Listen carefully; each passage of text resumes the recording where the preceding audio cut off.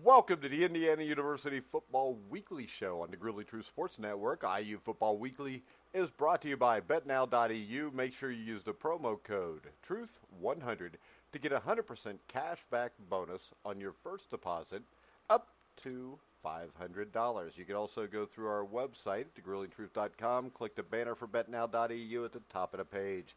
I am your co-host for Indiana Football Weekly, Mike Goodpaster, and I'd like to welcome in my other co-host, Cole Hanna. How you doing, Cole? Doing pretty good, Mike. Nothing to complain about. Hanging in there.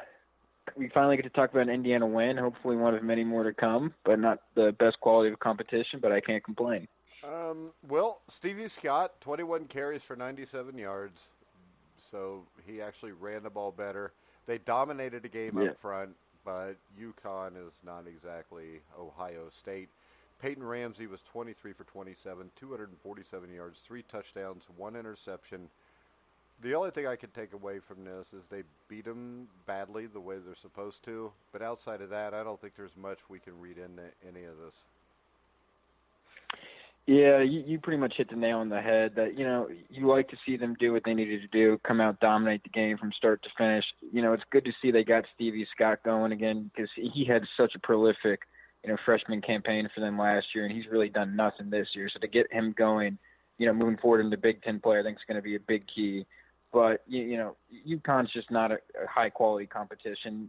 They're probably, I would say, significantly worse than even a team like Ball State that IU played to open up the season. So you can't really take a whole lot away from this game. I do think the injury to Coy Cronk at left tackle is going to be a big loss, and that's honestly not to insult UConn too much, but that's probably the biggest takeaway from this game rather than how IU play is going to be the injury to Coy Cronk. It's probably their best lineman up front. We're going to have to see how they deal with that. But, they did what they needed to do. I think the health of Michael Penix is going to be another question mark moving forward as well. I think they'll need him moving into Big Ten play here. But Peyton Ramsey played really well, and, defensively they had a bounce-back game after a really, really tough game against Ohio State, which was encouraging to see. First defensive touchdown of the year, those are always good, so nothing to complain about there. But, they're kind of entering the meat of the schedule now, a couple road games, or I believe they play 3 of their next 4 on the road here coming up. So, they don't really have any more cupcake opponents coming up on the schedule. So we're really about to see what they're made of here moving forward, I think. All right, next up, they will travel to East Lansing to take on the Michigan State Spartans, who are 3-1, 1-0 in the Big Ten East. They jump back into the top 25 AP-wise with a 31-10 victory at Northwestern. Brian Lewerke, I guess I'm saying that right, threw for 228 yards and 3 touchdowns, 2 of them in the second half to tight end Matt Seibert, as the Spartans were effective on both sides of the ball, which is not something they've always been. Defensively, they are really good. They limited Northwestern to 265 yards and a meaningless fourth quarter touchdown. The Spartans have conceded just 44 points on the season while holding opponents to under 230 yards per game, good for 5th in the nation. So I would say this. Peyton Ramsey can't be the starting quarterback if they want to win this game. They've got to have a dual threat, I think, here. They got to have somebody that can win this game with their feet, maybe. Yeah, Mike, I think I completely agree with you there. You love what Ramsey did against UConn, but Michigan State's just a completely different beast. I think not only do you have the leg aspect with Michael Penix, but you also have the cannon for an arm that can get those chunk plays through the air.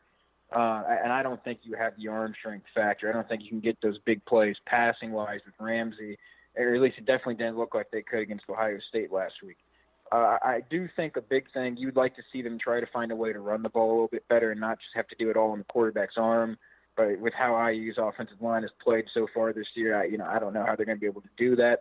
Maybe if Penix can kind of open up the defense a little bit and force them to, cover pretty much every area of the field, you might be able to get, churn out some tough yards rushing. But you'd like to see Stevie Scott kind of continue off where he, left off last year. Kind of make this the game he had against UConn a trend moving forward rather than just a fluke game. But, and another big thing here for Indiana is they're going to have to find a way to get some movement in the trenches here. I mean, Michigan State is famous. They always have a very, very, good front seven. And it's a front seven that's really dominated Indiana pretty much every time they've played.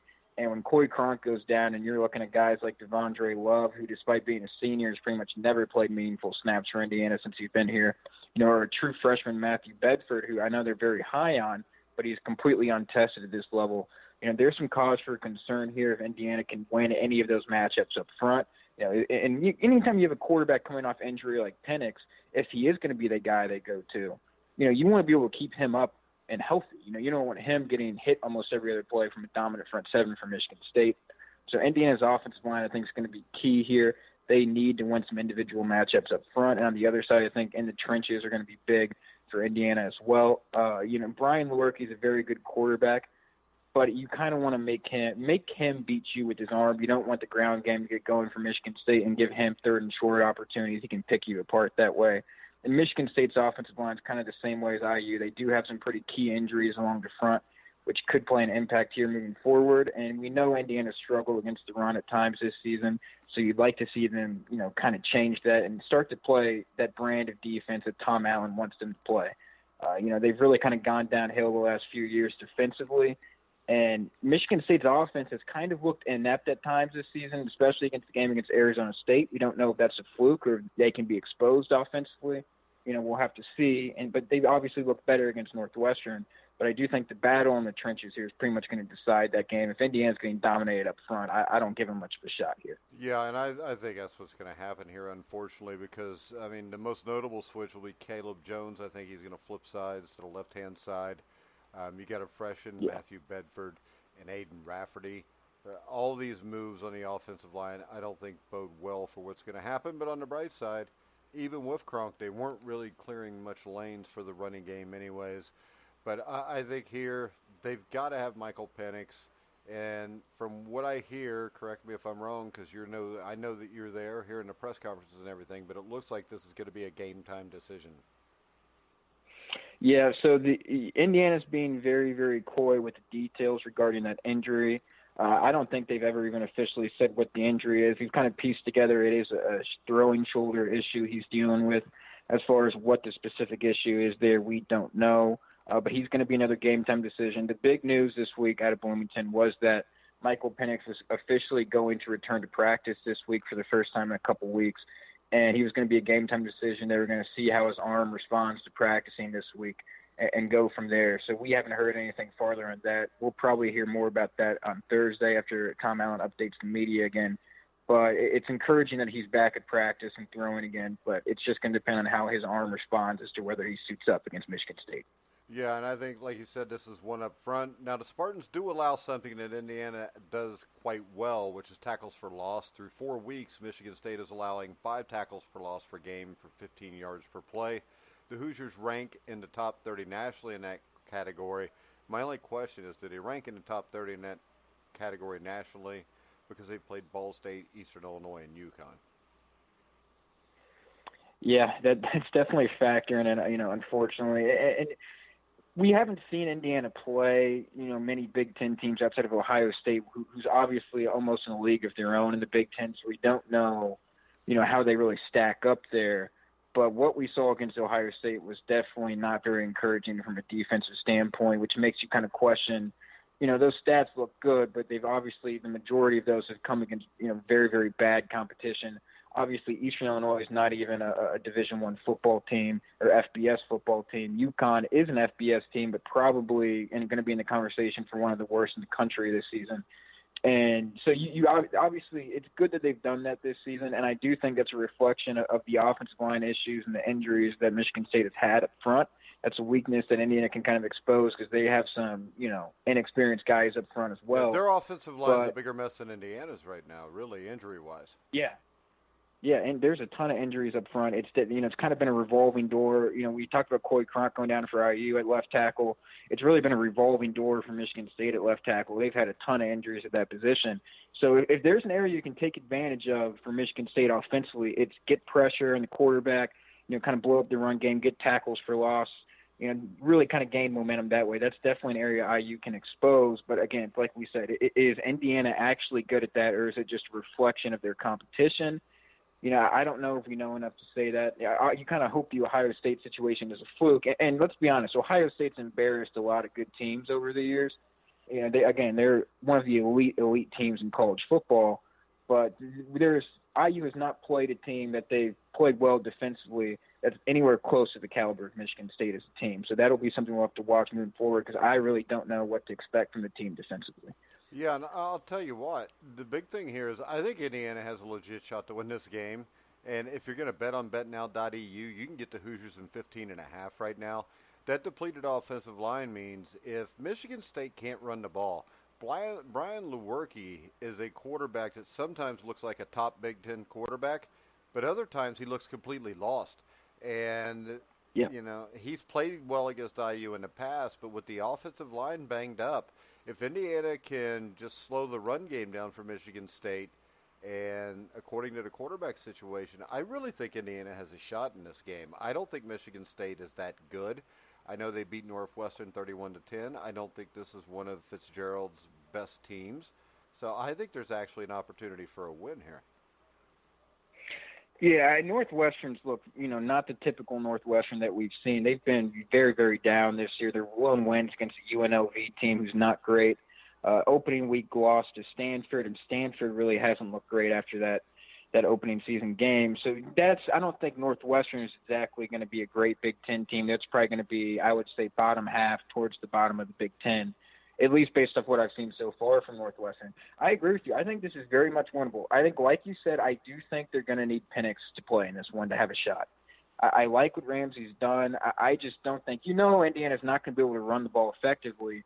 You know, if you're not going to be able to spread the field and make, Michigan State cover you deep. When Ramsey plays, it's a lot of short stuff, and defenses have adjusted to that, and they tend to stack the box and just try to take away the short stuff because they don't respect Ramsey's ability to beat him over the top. You know, if Michigan State's able to do that, there's going to be no running game for Indiana, and I don't know if Ramsey can pass the ball well enough to really move the ball against this defense like Michigan State. Penix is unproven, but he does have an absolute cannon for an arm. He can make all the throws, and he can force Michigan State to open up defensively. Hopefully you can open up some running lanes that way. And I just think the talent, you can see it when he plays, the zip on the football when he plays, it's truly unique.